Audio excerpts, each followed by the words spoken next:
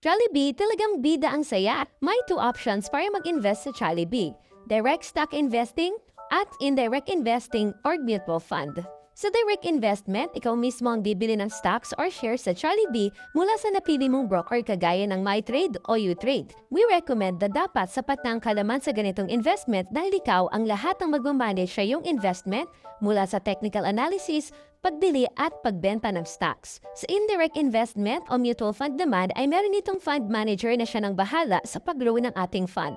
Nirerekomenda namin ang ganitong investment sa mga beginner dahil di mo na kailangan magbuhos pa ng oras para bantayan at aralin pa ang technicality nito. Ang kailangan na lamang gawin ay maging consistent sa pagdagdag ng investment, maliit o malaki man ito. Isa ang Soldibo Funds na mutual fund company na nag-i-invest sa Jollibee. At nag-i-invest din ito sa iba pang malalaking company gaya ng BTI, Ayala, BDO, Pure Gold at iba pa. Ibida ko na rin na ang Soldibo Funds sa isa sa partner company ng IMG.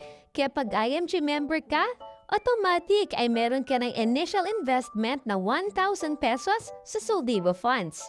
At ang 20 pesos mo, maaari mo nang idagdagan sa iyong investment.